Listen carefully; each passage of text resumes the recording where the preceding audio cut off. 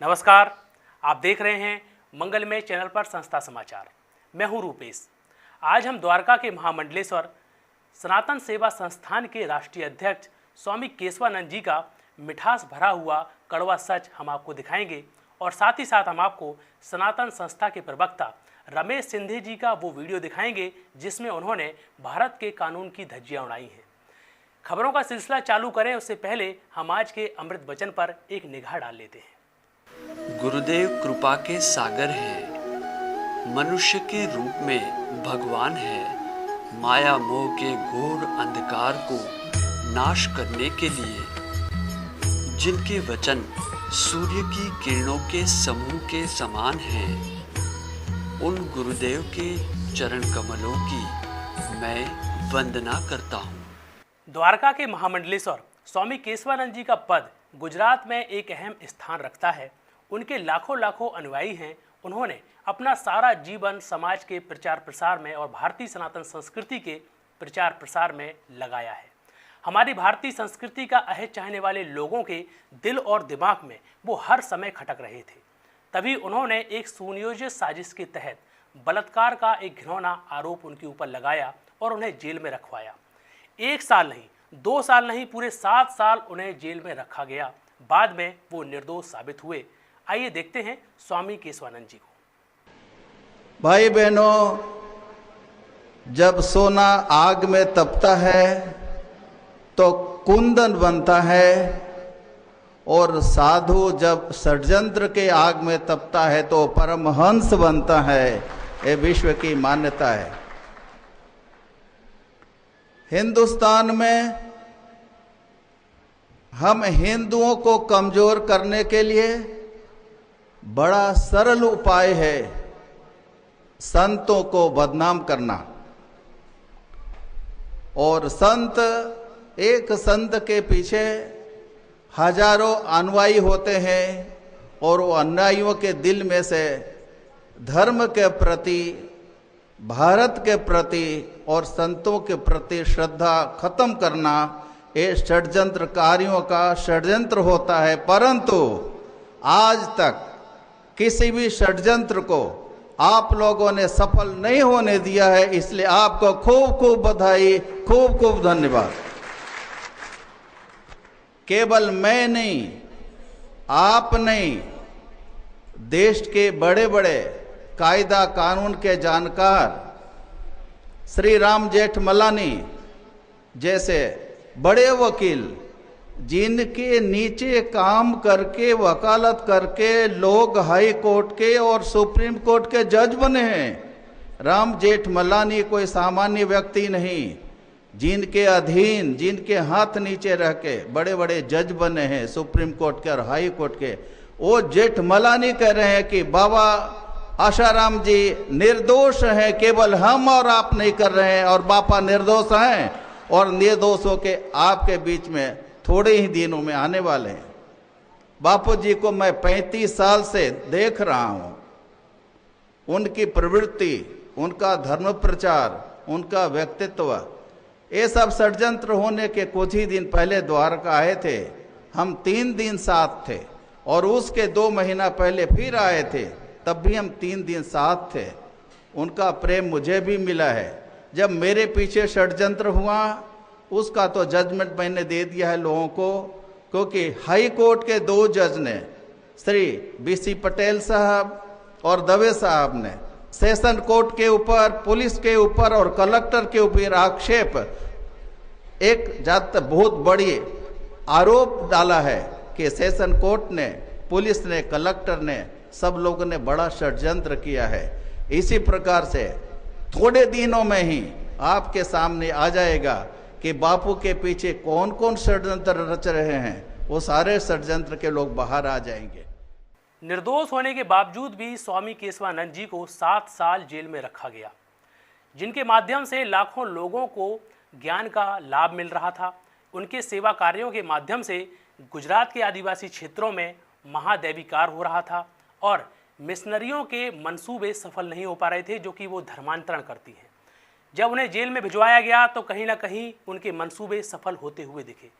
ऐसी ताकतों ने मिलकर उनके ऊपर साजिश की और उन्हें 7 साल तक जेल में रखा। जस्ट ऐसा ही प्रकरण संत आसाराम जी बापू के केस में दिख रहा है। इस सच को बल दे रहे हैं डॉक्टर सुब्रमण्यम स्वामी। आइए देखते हैं। मैं जानता हूं कि आसाराम ने गुजरात में धर्म परिवर्तन जो क्रिश्चियन कर रहे थे उन पर रोक लगाई। उनके जो भक्त लोग हैं वो कोई साधारण लोग नहीं है। मैंने अमेरिका में देखा, इंग्लैंड में देखा, सबसे पढ़े लिखे सूझबूझ के व्यक्ति उनके भक्त हैं। राजस्थान के जोधपुर में विशाल राष्ट्र जागृति सम्मेलन का आयोजन किया गया था, जिसमें सनातन संस्था के प्रवक्ता रमेश सिंधे जी ने बढ़ चढ़कर कानून का काला चेहरा समाज के सामने रखा। उन्होंने ऐसी डिटेल्स कानून की समाज को बताई कि जिसमें कानून की धज्जियां उड़ गईं। आइए देखते हैं इस वीडियो में। जिसके अंदर सरकारी गवाह ने कह दिया कि वास्तव में बापूजी की कुटिया में 14 और 15 के दिन कोई भक्त नहीं गया था और जिस लड़की ने आरोप किया उसका परिवार तो कतई नहीं गया था। यह बयान में लिख के दिया है। सरकारी जो डॉक्टर है जिसने न्यायिक जांच की है, मेडिकल टेस्ट किया है, उसने लिखा है कि उस लड़की के बदन पर खरोच भी नहीं है, तो बाकी की तो बात ही नहीं बनती है। लेकिन फिर भी बेल नहीं दी जाती है। अब इसके आगे का आज का मैं और एक उदाहरण बताना चाहता हूं कि ये झूठ फैलाने वाले लोगों के सामने ये बात आए। जिस पुलिस इंस्पेक्टर ने अहमदाबाद का केस गुनाह दर्ज किया, उस जांच अधिकारी की आज की खबर गुजरात के सभी दैनिकों में, सभी वर्तमान पत्रों में प्रसिद्ध हुई है कि वो अधिकारी कानन देसाई पुलिस अधिकारी वेश्या व्यवसाय करने वालों से 25 लाख रुपया मांगते हुई उसके ऊपर आरोप लगाया गया है कि इसने वेश्या व्यवसाय करने वालों से 25 लाख रुपए लिए।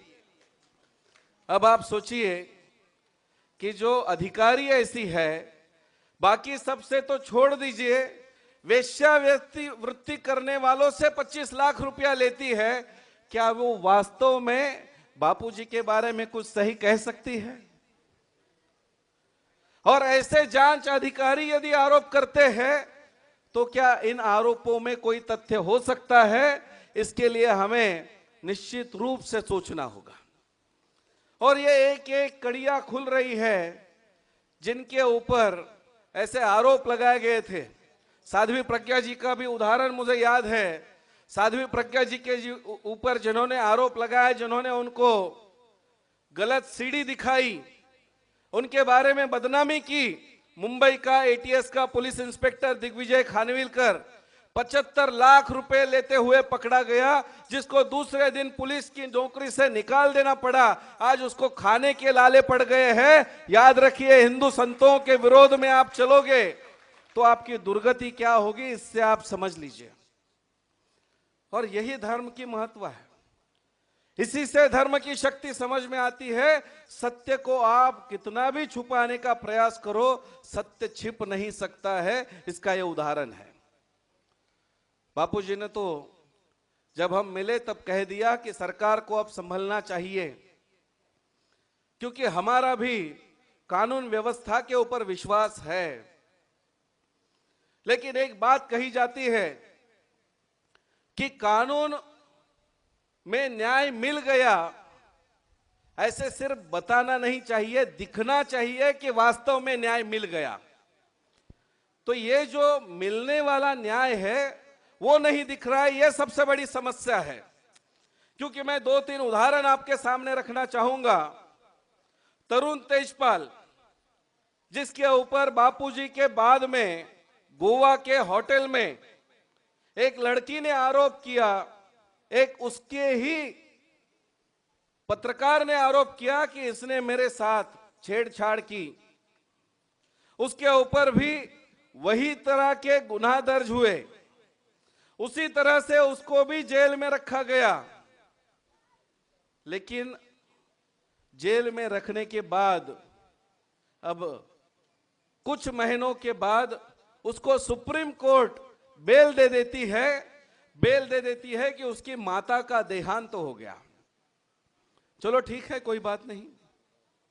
लेकिन उसके उपरांत अभी उसकी बेल 1 वर्ष और भी बढ़ा दी गई।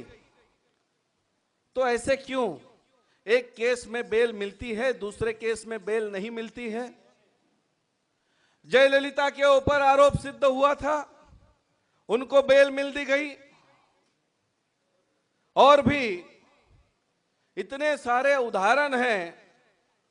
तीस्ता सेटलवाड़, जिन्होंने भाजपा के विरोध और आज जो प्रधानमंत्री बने हैं उनके विरोध इतने षड्यंत्र किए, और वास्तव में जब सिद्ध हुआ कि इनको विदेश से पैसा आ रहा है और वो पैसा कोई गरीबों में वो बांट नहीं रही है, खुद की लिपस्टिक और होटल के खर्चे में करोड़ों रुपए उड़ा दिए उसने। हमने केस दायर की मुंबई हाईकोर्ट में। हाईकोर्ट से आदेश निकला कि उसको अरेस्ट करना चाहिए। गुजरात की पुलिस उसको अरेस्ट करने के लिए जाती है। गुजरात की पुलिस को वो कहती है कि घर के बाहर आप 10 मिनट राह देखिए। 10 मिनट में वो कपिल सिब्बल कांग्रेस की नेता को फोन करती है। वहां पर से सुप्रीम कोर्ट में वो जाते हैं और 10 मिनट में सुप्रीम कोर्ट से आदेश आ जाता है कि इस केस में उसको अरेस्ट करने की आवश्यकता नहीं है। गुजरात की पुलिस वहीं से वापस चली जाती है। यदि कानून का प्रावधान 10 मिनट में सुप्रीम कोर्ट से किसी को बेल दिला सकता है, तो बापूजी के लिए 18 महीने हो गए, बेल क्यों नहीं मिल सकती है? इसका प्रश्न पूछना चाहिए।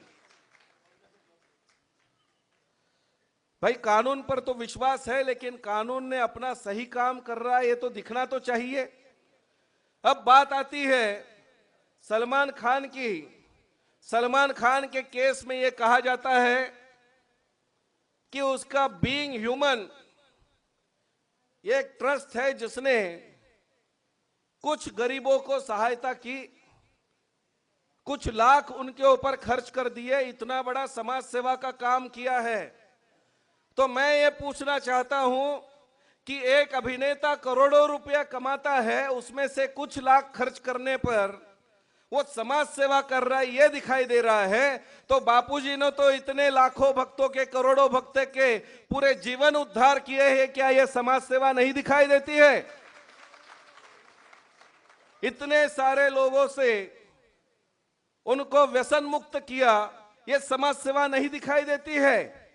आज जब सलमान खान, शाहरुख खान सारे घर पर बैठे हैं, उस समय पर बापूजी के भक्त नेपाल में जाकर के जो हमारे हिंदू भाइयों की सहायता कर रहे हैं, क्या यह समाज सेवा नहीं दिखाई देती है? आइए हम आपको सेवा कार्यों की ओर ले चलते हैं। छत्तीसगढ़ रायपुर आश्रम की तरफ से ऐसी तपती हुई गर्मी में लोगों को निःशुल्क शरबत पिलाया गया।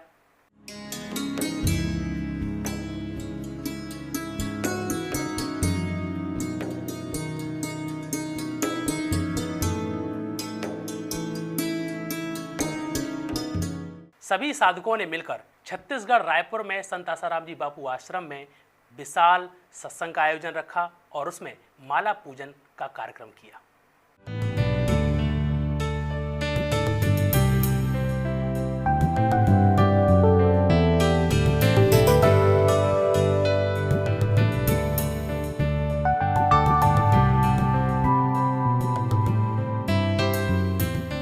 आज हम प्रेरणा प्रसंग में आपके लिए लाए हैं कि अपने बच्चों को तेजस्वी और महान कैसे बनाएं। बच्चे को बोलो सुवर्णमस्तुम भवा, तू ज्यों का त्यों रहे, क्योंकि तू हमारा आत्मा है।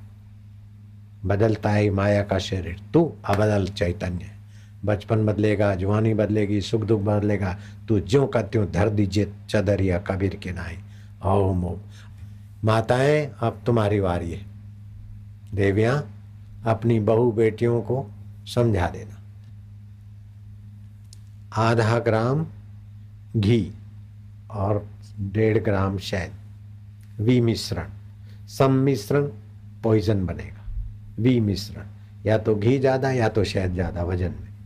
विमिश्रण करके सोने की सलाई से बच्चे की जीभ पर ओम लिख डालो। अगर सोने की सलाई नहीं बनवा सकते तो चांदी की सलाई पर पानी चढ़ा देते हैं, 20 रुपए में हो जाता है। चांदी की सलाई पाइप जैसी बनाकर उस पर जरा सा पानी चढ़ा देते, 20 रुपए में हो जाती। ओम लिख दिया। वो बच्चा आपके साथ साथ खानदानों में ऐसा बालक नहीं होगा जो होगा। तो ऐसे बच्चों को भारत में लाना है ताकि भारत को विश्व गुरु बनाने में हम जल्दी सफल हो जाएं। कौन चाहेगा कि आपके बच्चे भोंदू रहें? कौन चाहेगा कि आपके बच्चे दब्बू रहें? कौन चाहेगा कि आपके बच्चे जरा जरा बात में दुखी हो जाए, जरा जरा बात में चिढ़ जाए, जरा जरा बात में भाग जाए, जरा जरा बात में गुस्से हो जाए, जरा जरा बात में हावी हो जाए? अब आपके साथ तो जो जुल्म हो गया, मेरे साथ जो अन्याय हो गया हो गया। बाकी का समय मेरे साथ मैंने न्याय किया तो मेरे गुरुदेव ने भी मेरे को न्याय का फल दिया। आज जहां पर हमारा समाज कैंसर, टीबी, दमा जैसे जानलेवा रोगों से जूझ रहा है, वहीं आज हम स्वास्थ्य संजीवनी में तुलसी की महिमा आपके लिए लेकर आए हैं कि हम ऐसे जानलेवा घातक रोगों से कैसे बच सकें। जिनकी बड़ी उम्र है वो अपने घर वालों को बोले कि मर भी जाएं तो हमारे गले में माला पड़ी रहे। कोई भी मर जाए, कितना भी पापी हो, और तुलसी की सूखी लकड़ी उसके सिर पर, पेट पर, शरीर पर रख के फिर अग्नि संस्कार करें तो उसकी दुर्गति नहीं होगी। तुलसी माता जीते जी भी काम आवे, लेकिन मुर्दे की भी सदगति करे। तुलसी की लकड़ियां मुर्दे के ऊपर भी रख देवे और फिर दूसरी लकड़ी रखें तो भी सदगति हो। तुलसी की लकड़ी से अग्नि संस्कार कर देवे, सदगति हो जाए। तुलसी का बीज मिल जावे, मिक्सी में पिस जाते, एक चुटकी रात को भिगा देवे, सुबह पी लेवे, रविवार को नहीं, आए मजबूत हो जाए भाई।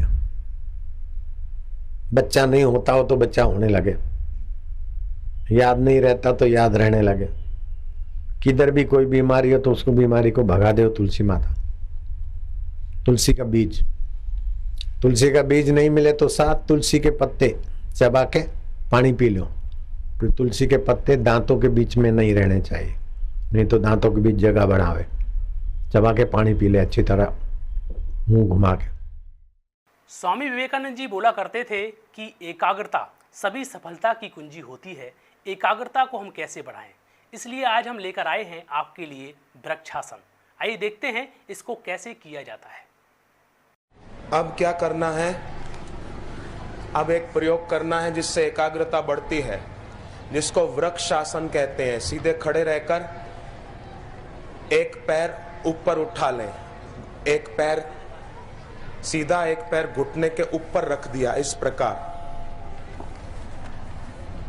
दोनों हाथ ऊपर जोड़ दो, हाथ जोड़ दे, मन में भगवान का नाम चालू रखें, मन में जप होता रहे।